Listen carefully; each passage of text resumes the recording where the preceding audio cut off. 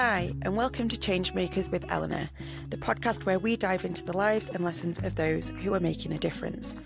I'm your host, Eleanor Baggaley, and in each episode we bring you inspiring stories from leaders, coaches, and people who are not just dreaming of change, but making it happen.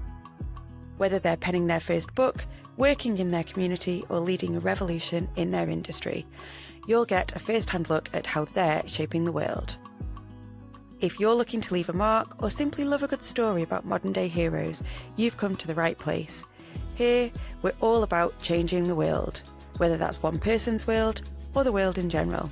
So grab your notebook or just a comfortable seat and let's explore these fascinating journeys together. Don't forget to subscribe wherever you get your podcasts to ensure you never miss an episode. Let's go change the world together.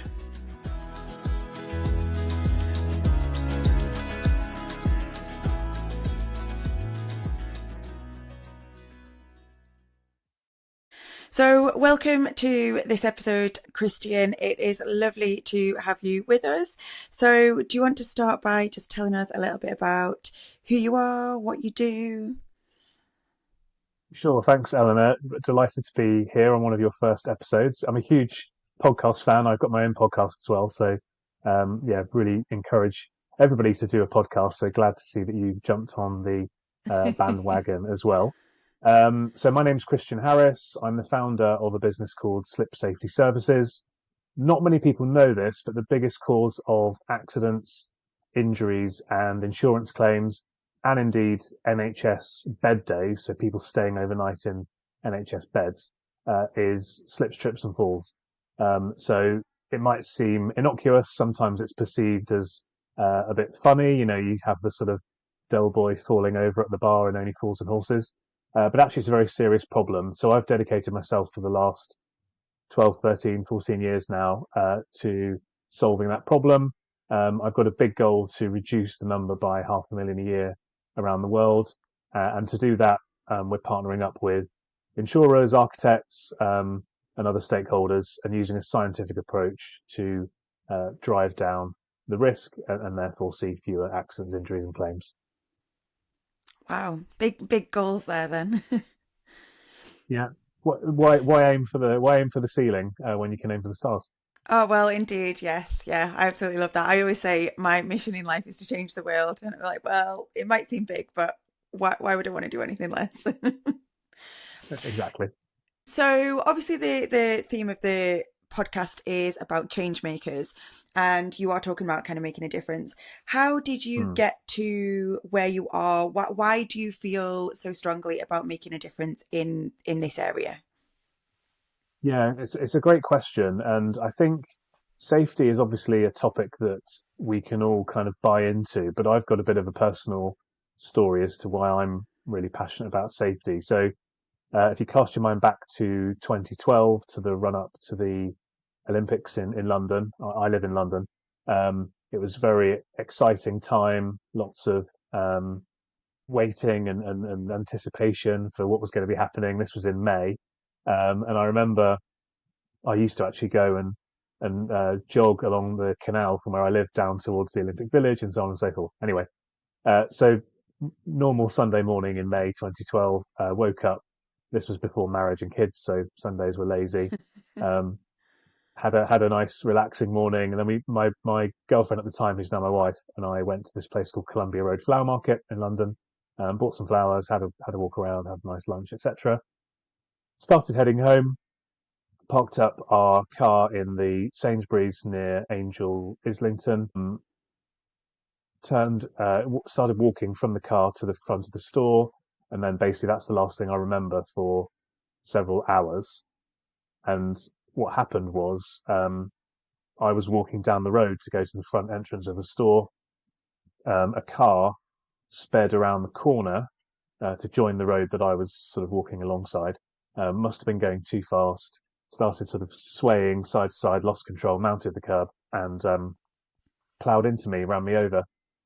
So not the best Sunday I've ever had, but that got me really interested in safety, as you'd expect. And then prior to that, I worked as a management consultant, so very much data driven, analytical, looking at markets, looking at trends, And so when I recovered, obviously, I started thinking about safety more, and I started looking into safety, and that's when I came across this category of slips, trips, and falls, and I found that it was the biggest cause of issues, like I said earlier, but also that it was very, very flat. So instinctively, you might think, okay, Christian was run over by a car. He's going to be interested in road safety, but actually, the performance of road safety has been very, very good. It's been, Okay. declining, and we're doing very, very well in that area. Um, Whereas this category of incident that I work in wasn't being solved very well, still isn't being solved that well, because it's still pretty flat. And so that to me seemed like a great opportunity, as you say, to make a change, because if you're going to try and make the world a safer place, and deliver that change, why not start? It seems to me anyway. Why not start in the area that's the biggest, and therefore you should theoretically be able to make the biggest impact. Indeed. Why do you think things aren't improving in that area as well as they are in other areas of health and safety? Yeah, I mean, I suppose in absolute terms there has been some improvement, but as a proportion, it's been very, very flat. So typically, you look at the HSE publishes data every year, and you see the percentage of incidents due to X, Y, or Z, and this is always hovering around sort of 29 to 33%. I think there's a perception issue, like I sort of alluded to at the start. So, somebody falling off of a roof or off some scaffolding is going to suffer quite a serious injury, and we all get that instinctively, and therefore a lot of work is done to prevent those very, very serious incidents from happening.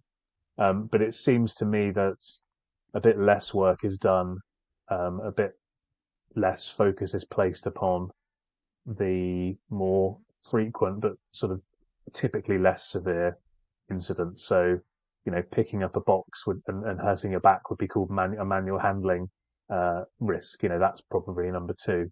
Um, and if you look at slips, trips, and falls, manual handling, it's not that things aren't being done. Things are absolutely being done. I've never gone into an organization and found they're doing nothing. But what they're doing is kind of the basics. And I wouldn't say that as a criticism, because, if we didn't have the basics in place, then it wouldn't be 33%. It would be 70 or 80%. So, what we're doing is working to some degree, but it's just about trying to engage people in just going that level beyond. So what I've found, and this is probably similar in many walks of life, is that, the basics will get you so far, but actually with a very minimal amount of time, effort, and investment beyond the basics. So you're not adding much more into what you need to do. You can have an exponentially better result, and that's absolutely my experience in my area. So I suppose the mission I'm on in terms of how to deliver on the change that we spoke about is trying to get people to look at this a bit differently, be open-minded to change, be open-minded to improving, and take a more scientific approach. So I guess it's like if everybody just made that tiny little change, then actually the impact is quite big in the end. Yeah, exactly. Yeah, yeah. I mean, yeah, I wouldn't say it's a tiny little change, but it's not, considering all the time and effort that's already been invested, it's Yes. proportionally Yeah. not much Yeah. more. But, we typically see at least a halving of incidents when we work with the client. So, all the time and effort that is going into achieving whatever level they're at now is massively bigger than the work that we do that achieves the difference between where they are now and the 50% reduction. So obviously, health and safety isn't the sexiest of topics to be dealing with there. How do you? What? Sorry to burst your bubble, Kristen.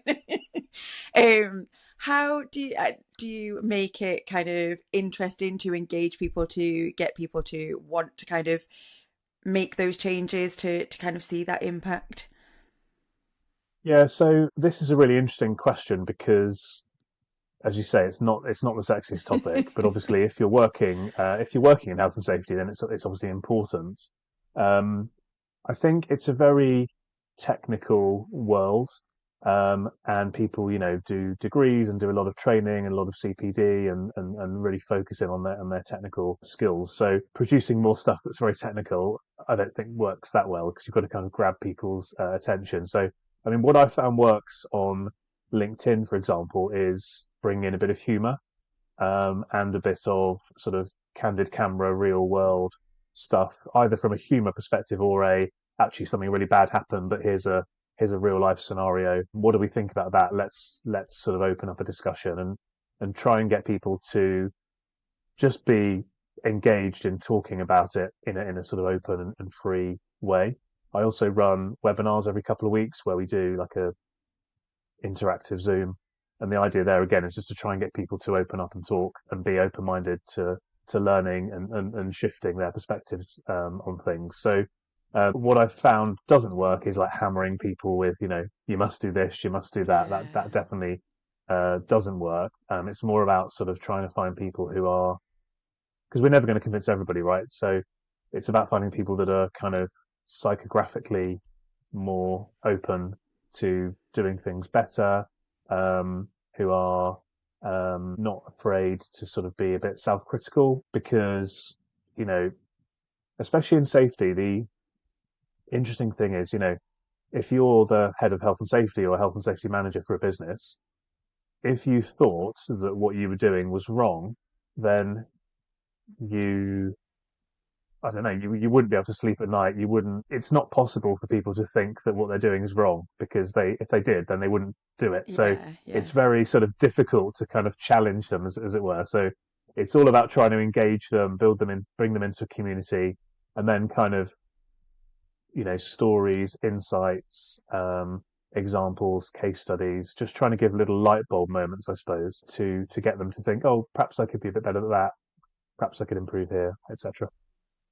I must admit, obviously, you wrote a book on this, and we'll get to that in a minute. And when I was kind of going through and working on that book, one of the things that it stuck with me, and whenever I go out into a shopping centre or anywhere, I'm like, oh, they've left a wet floor sign. Doesn't mean that it's safe. They need to... So I Yeah. feel like those little things obviously do stick with you, because I find that I'm kind of like really critically looking at different hazards and things in a totally different way after reading Yeah. your book than I did beforehand. Yeah. And that's a good example of just a little sort of light bulb moment, I suppose, a little insight, a little nugget of information that has stuck with you and does stick with people, and not necessarily meaning that they're going to all of a sudden turn around and dramatically change the way they're doing things, but over time they might start to sort of shift their Yeah. perspectives. There are quite a lot of those kind of misconceptions. Put his sign out and you'll be fine is one of them. As you'll know from the book, there was a big case where a man was walking through a co-op store in Cornwall, and there was a leaking fridge, and there was a yellow sign out. There's a picture in the book actually of the CCTV just before he slipped, but he slipped on the floor uh, in this puddle. He banged the back of his head, and tragically he died. The perception of the people in that store, I'm sure, was, well, it doesn't matter if the floor's wet because we've got the sign out, so we're covered. Yeah. But actually, the sign didn't stop the person, Mr. May, from slipping, didn't stop him banging his head, didn't stop him passing away. They had to pay a insurance claim to his family, and then they got a £400,000 fine from Cornwall Council as well. So the sign absolutely doesn't solve the problem, and there are lots of examples, like there are in other industries, I'm sure, in other sort of niches of um, sort of, I wouldn't say bad thinking, but sort of not best practice thinking I that seems to sort of stick. Yeah. You just get used to this is what we do, and I think in kind of most walks of life, we probably don't question ourselves and each other as much as we possibly could do. Of, well, yeah, we might have always done this, but actually, is it the best way to do it? Is there a better way to be kind of going about Yeah. this to make Yeah. things better? Yeah. So I'm in a marketplace with what I do where people are problem aware. They're aware that people slip, and they're aware that floors are slippery when they're wet, but they're not so much solution aware. So they don't realise that the yellow sign doesn't really help. They don't realise that just because the floor gets cleaned every day doesn't necessarily mean it's being cleaned effectively. They don't realise that having entrance matting that's only 50 centimeters isn't really any good. You need much bigger entrance matting than that, et cetera, et cetera, et cetera. So people are aware of the problem. As I say, I've never gone into an organisation and found they're doing nothing, but I tend to find they're doing sort of very basic stuff, and therefore there is quite a big room to improve. And it's important to say, in that case, and others, people are, because it's safety. Um, nobody goes to work with the intention of causing someone else to be hurt. So people are doing these things because they think it's the right thing to do. They're not doing it because they think it's the wrong Yeah, thing to do. So absolutely. it's that Yeah. kind of delicate balance. Yeah. Yeah. So, what was your motivation behind writing the book to kind of go alongside the work that you're already doing? So I guess there were a few things that I was keen to achieve with the book. The first one was that I thought it would be really helpful to me to actually go through that process of kind of clarifying my thinking in a lot of detail and depth. Um, so I thought it'd be helpful to me from a selfish I perspective. think that, but I think you have to start from a selfish perspective. If you're writing a book, Yes. there's got to be something in it for you, because otherwise, Yeah. you're not going to end up doing it. To be fair. Yeah. Yeah. And it did take me a long time to do it. I started 4 years before I published it. I mean, in reality, once we started working together, I think we wrapped it up in 6 months, and I probably could have done the whole thing Yeah. in 6 months if I'd, had the focus, but I didn't have that focus. So I sort of wrote a bit and then left it for months, and then wrote a bit more and then left it for months, and I'm sure that's a common theme. It is, and So equally, you yeah, don't want it to become a chore. If you're trying to push yourself through it faster, it yeah, can become a chore. So yeah, yeah. But I absolutely saw the value of it, so I knew it was the right thing to do. But it's getting over that hurdle, isn't it? Of um, uh, we always have important things to do, but sometimes urgent things get in the way, and it's kind of yes, like, no, you've got to absolutely. make time for Yeah, the important things.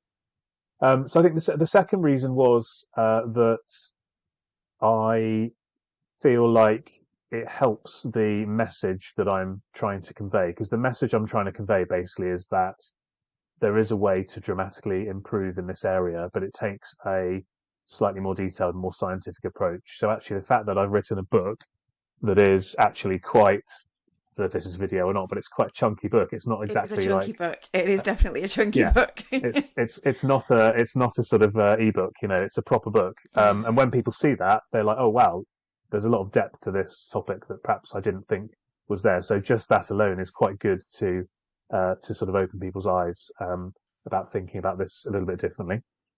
The third thing, I guess, was to um, cement my sort of authority. So authority has the word author in it. So I think if you look at something like Diary of a CEO podcast with Stephen Bartlett, and you look at all of his guests, I'm pretty sure 95% or more of them would have published a book of some kind. So I think just publishing a book in your space gives you great authority and kind of cements you as the go-to person Obviously, I'm a in the little bit industry. biased, but I would Yeah, absolutely agree with that. yeah, Yeah. I think it's true. Yeah, I think it's true. Um, and then I suppose the other thing was that from a sort of tactical, those are all strategic things, I suppose. From a tactical perspective, the book is designed to help to build our business by amplifying the impact that we can have. So, the strategy for us is, yes, we are selling the book, but actually it's about giving the book away as well. So, we ran a health and safety survey, and we got sort of 500 odd people to answer the survey, and everybody that answered the survey got a free copy of the book. If they were overseas, PDF; in the UK, hard copy. We're sending out copies through the post proactively to people who we think could be good partners for us or could be potential prospects to work with us. Rather than sort of sending a spammy email, we're sending out actually, Something that's actually worth, yeah. yeah, something that's worth something, nicely wrapped in tissue paper with a nice handwritten note and a nice bespoke envelope and so on and so forth. So using it as a sort of tactical, well, that's not that tactical, it's more of a strategy, but using it as a sales and marketing asset as well. Yeah. And is part of that intention to be able to reach more people than you could have done without the book? Yeah, absolutely. I suppose that's one other thing that I didn't say. So the fact that I've written this book and it's available for to anybody to read around the world, means that I can help people that I can never meet and that I can't physically do, what I do, or my team can't physically do what we do. We're a hands-on service business, so therefore we're kind of constrained. We do a little bit of work overseas, but we're constrained to work in the UK. So the great thing about the book is, I've sold copies all around the world, and people in Australia and America and Canada and all sorts of random places can benefit from the learnings and the strategies and the process and stuff that's within the book, and make a difference towards that bigger goal that I spoke about at the start. Because I can't single-handedly drive down these incidents by 500,000 a year, but actually the book can amplify that message and get people to do that at a bigger scale. Have you got any way to kind of measure the impact that you are having on either the people you're working with or the people? Have you had any stories from people who've read your book that have come back and said, kind of, actually, we've made these changes, it's made a big difference, thank you, whatever? Like, how do you know the impact that you are Yeah. having?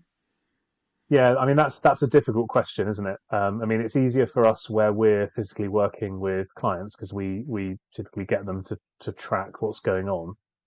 So I can give you examples of a shopping centre in Scarborough where they were having a lot of slips, and we did our work, and they didn't have a single one for 2 years. I've Oh wow, got so yeah, that's a big impact. yeah, yeah, Euston train station where you've got 90 million people a year coming through it, and we did some work there, and they saw a 35% reduction in incidents. So that, quite a lot fewer people suffering from a potential issue there.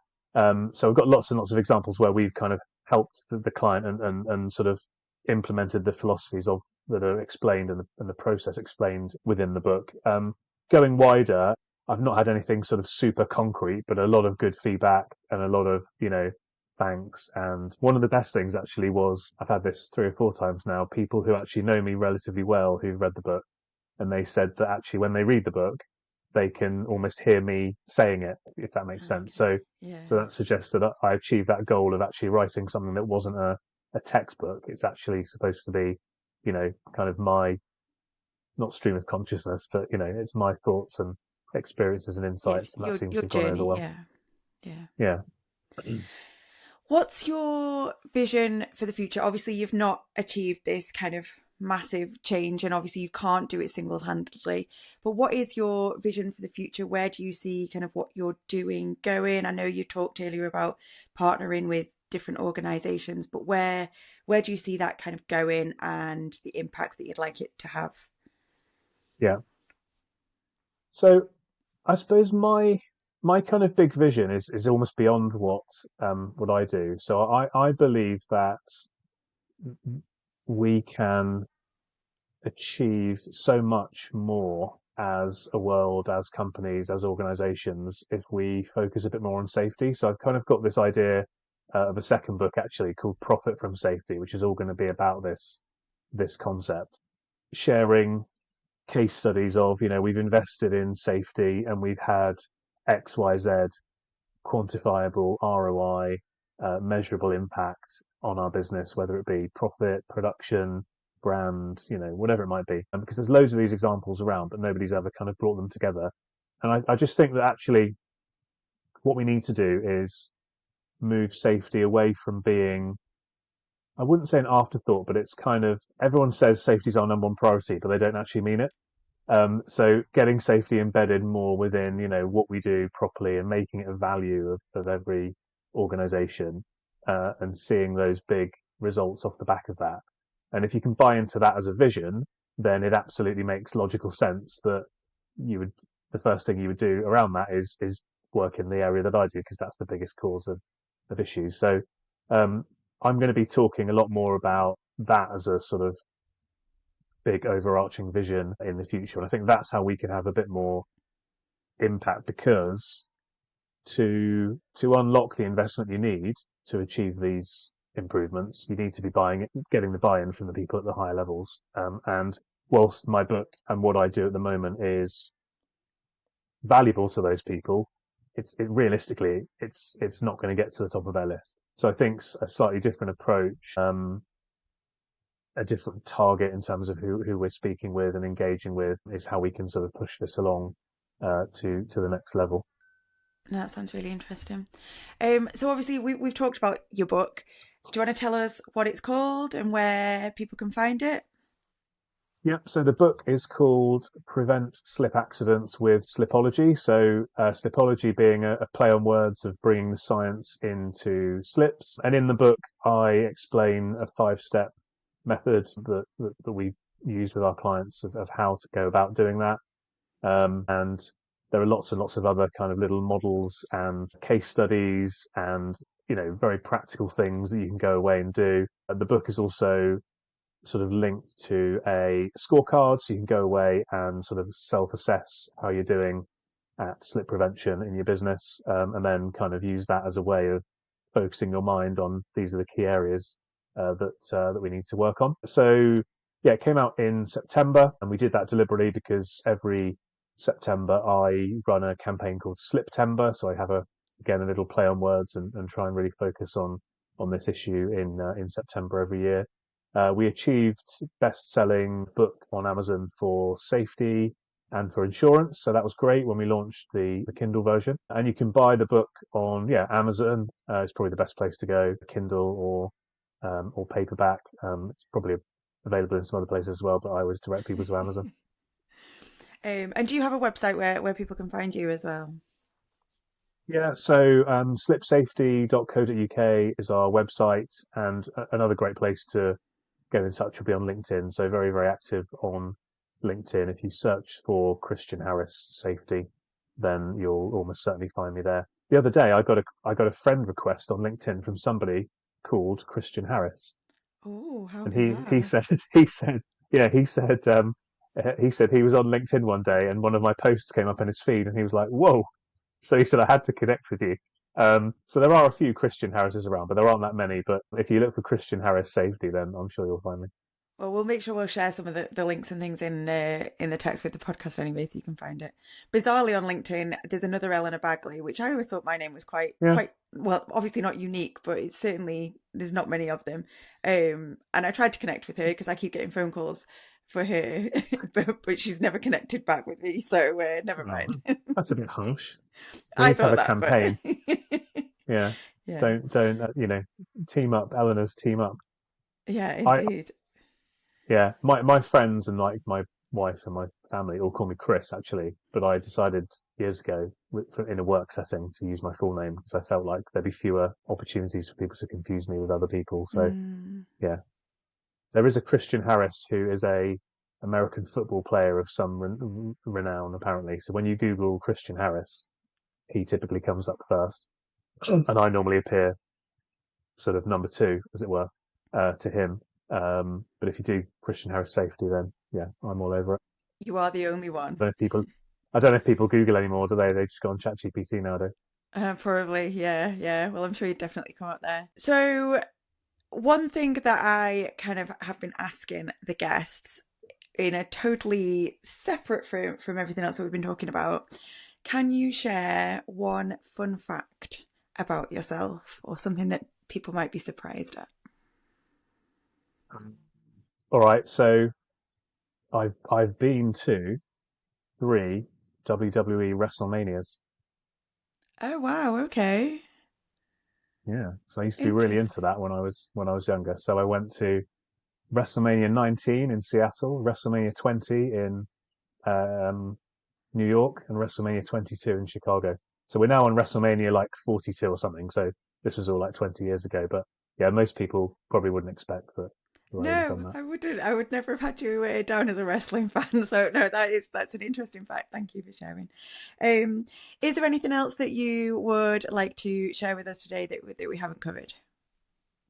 Um, we haven't covered actually. We talked about why I wrote the book, but I mean, we haven't covered. Would I recommend doing that to other people? And I absolutely would. So I think definitely, if you're sitting on the fence, if you are someone that has got some expertise in something, if you've worked in an industry for a long time and you know how to go about doing something a bit better or a bit differently. It doesn't even have to be better necessarily, but a bit differently in your own unique way to somebody else. I'd absolutely recommend doing it. As I say, I learned a lot and it really clarified my own thinking. But you'll find that it will give you a massive leg up in your career or your business or whatever it is. So, if you are sort of considering it and sitting on the fence, then definitely do dive in and give it a go. And get in touch with me. There you go. Well, thank you, Christian. It's been really lovely to have you on today. So thank you so much for joining us. And we'll make sure all the information is shared so that people can find you and your book if they are interested in making a difference in their health and safety. So thank Pleasure. you. Thanks a lot, Anna. Yeah, cheers. Thank you for tuning in to this episode of Changemakers with Eleanor. I hope you're leaving as inspired as I am. If today's story has sparked something in you, remember it's never too late to start making a difference. Whether it's writing that book you've always dreamed of, stepping up in your community, or starting that campaign you're passionate about. If you enjoyed our time together, please consider giving us a rating and review on your favourite podcast platform and share this episode with someone who could use a little inspiration. Your support helps us to reach more changemakers just like you. Join me, Eleanor, in the next episode for another deep dive into the stories of those who dare to dream big. Until then, be your greatest. See you next time.